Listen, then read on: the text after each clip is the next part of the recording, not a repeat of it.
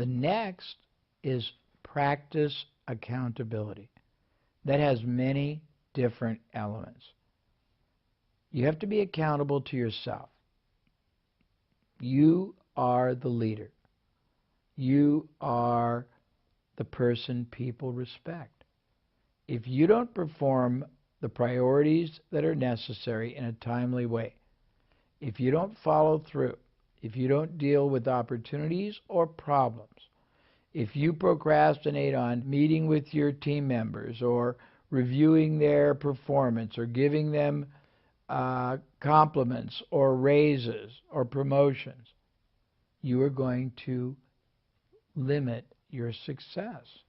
Accountability means when you make appointments, you keep them. When you make a commitment, you honor it.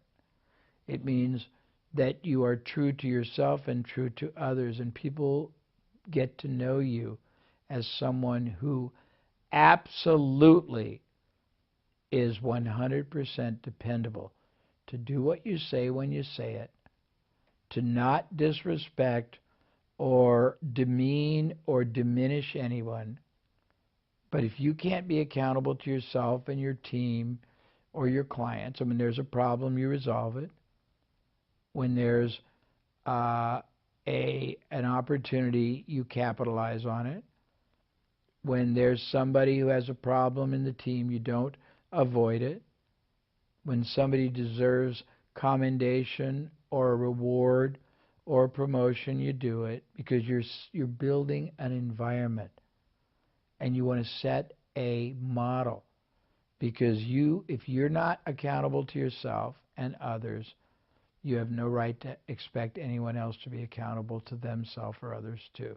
Very simple, but very profound. Next, confront reality. Confront reality. Don't be delusional. Don't be unrealistic. If your product has flaws, acknowledge it and fix them. If your dealings with your marketplace has flaws and people are dissatisfied, acknowledge it and fix it. If you're not the best leader, acknowledge it and learn how to be a better one. If you don't have the ability to get your people to feel like being in your company is a great decision and a great future for their career and that they're part of a mission, then fix it. If reality is that the business you're in is dying, then don't wait for it to die. Start studying alternative businesses, technology, other things to do, and start moving to find alternatives. If your product is just mediocre and your competitors' product are great, acknowledge it and either position your product as cheap and worth the low price or make your product better. If people are quitting all the time, it means either you do not make them feel like there's a future, it means you demean them, it means you don't pay them well enough, you don't reward them either in money or in mental and psychic compliments. The truth is always clear and evident if you don't act like you are oblivious. The more you acknowledge and respect reality, the more powerful and profitable you will be, and the more loyal and higher performing everyone else will be on your team. So look around the business. Reality means the market you're doing, you're pursuing, the product you're selling, the way you're selling it, the message you're making, the way you're dealing with clients, the problems that you're not solving, whatever elements of the business aren't working, whatever commitments you make publicly to others or just need to make to yourself, you cannot procrastinate, you cannot equivocate, you cannot contemplate in a fast-moving, reality-based world where competition is acute.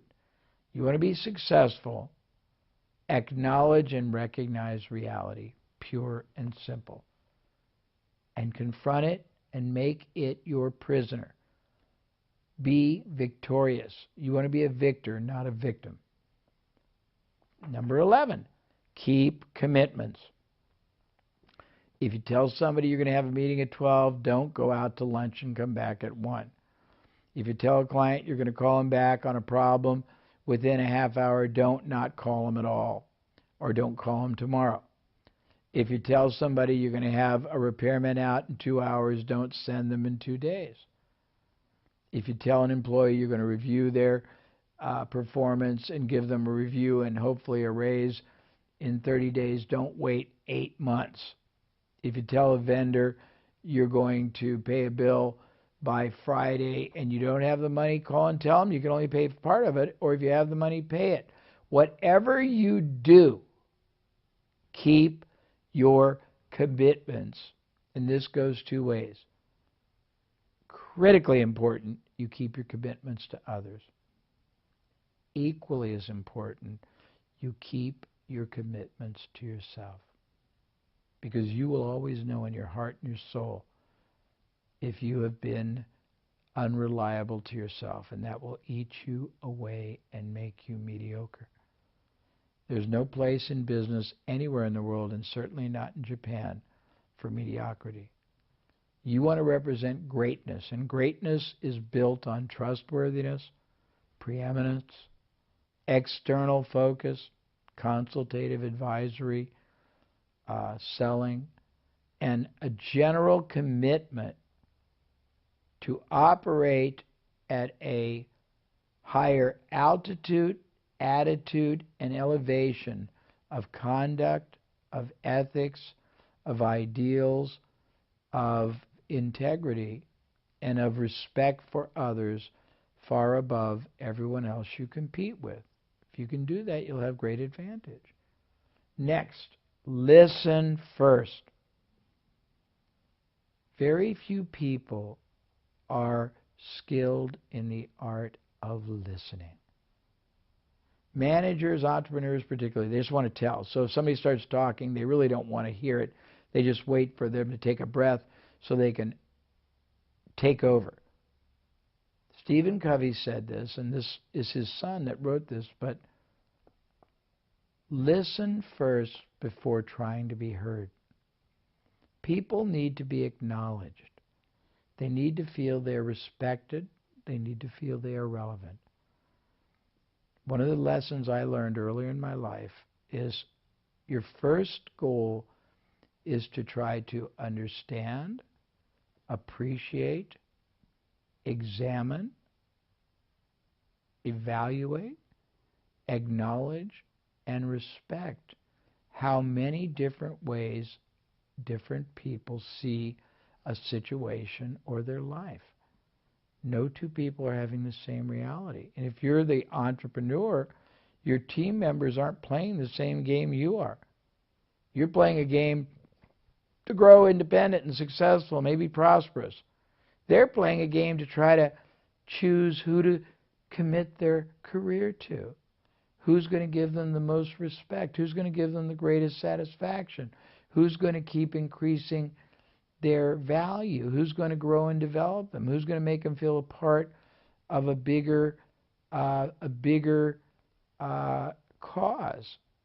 And if you can't do that for them, they won't stay. And if you don't respect them, they won't stay.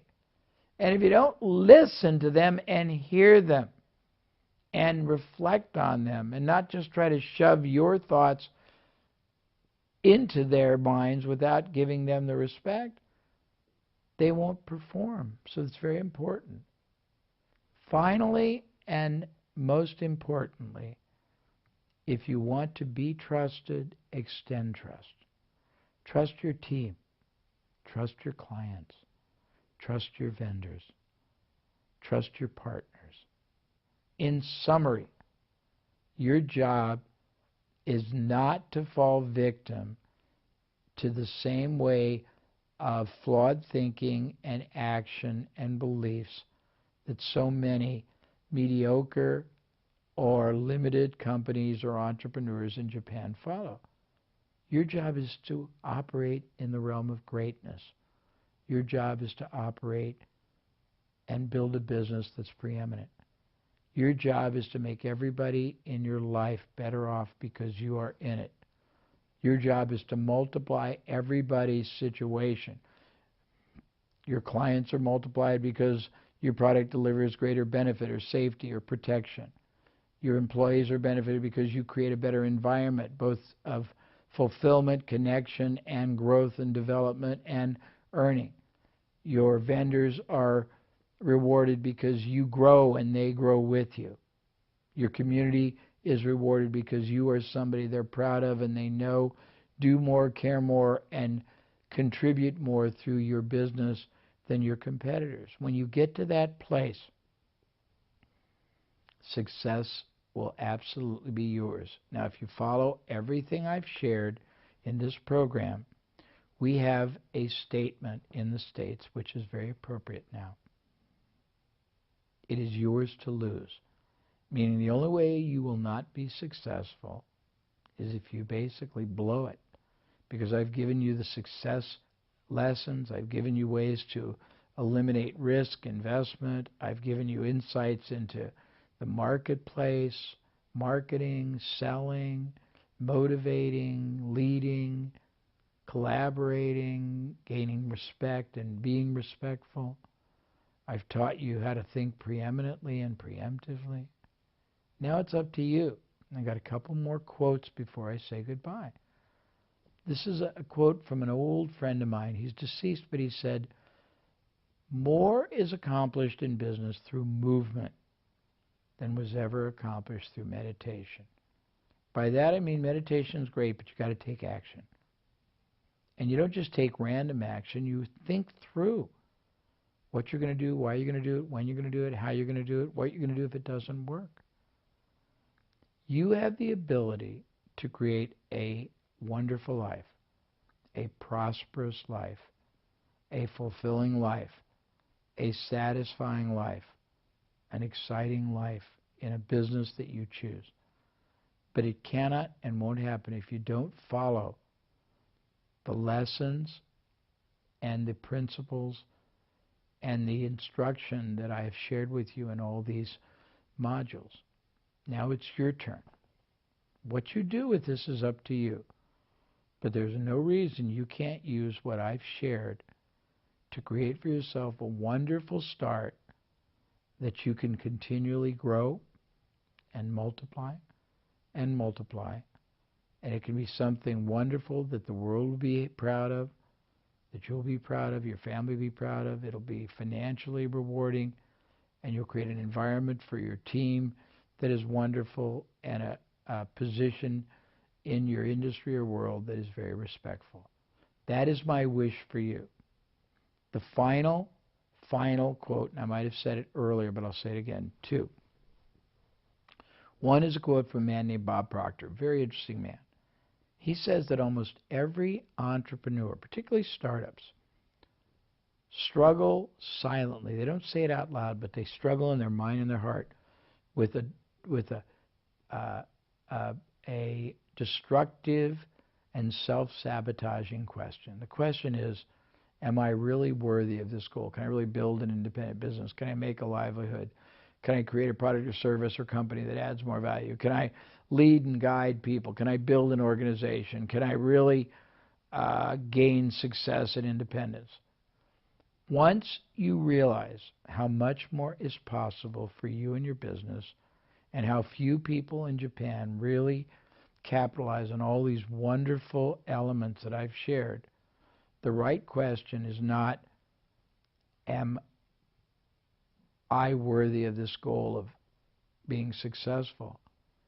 The right question is the goal worthy of me? Because there's so much more you can do with your time, your opportunity, your ability, your understanding, your effort, your passion, your purpose, and all the possibility that is yours. The last quote, and the most final one, is a quote from a famous advertising expert named Leo Burnett. He said, if you set your sights, meaning if you reach for the moon and the stars, one thing is certain: you will not end up with a handful of mud. It means you reach as high as you can. You may not get there, but you're not going to get there. So I hope these modules have inspired, have clarified, have illuminated, have intensified your desire to be an entrepreneur, start a business, build success. I hope you understand now the elements that make a business very successful, both in purpose, in process, in positioning, in proposition. I hope you understand how to be part of everybody in your, we call it business ecosystem, everything from vendors to team members, advisors, community, influencers, and of course prospects and buyers. And I hope to receive an enormous number of letters that share with me the successes you achieve. And I want those successes to certainly be financial, but as you will learn, they are equally important if they are emotional, psychic. You need a business and a purpose and fulfillment that gets your heart singing, that rocks your boat, that brings you alive, that you get excited about the people you do it for and the impact you make in their lives, not just the buyers, but your team members too. So I've laid it all out. I've given you more insight and understanding than I think anybody ever has to somebody wanting to start a business. I've shown you all the different ways you can do it without risk or investment.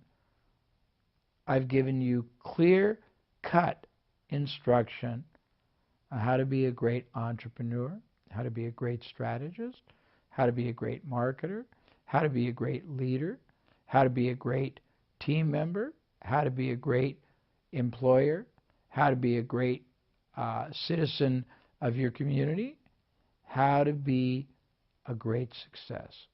Now what you do with it is up to you. But I will be disappointed if you don't allow yourself to realize the enormous and wonderful potential that is awaiting once you take action. Thank you.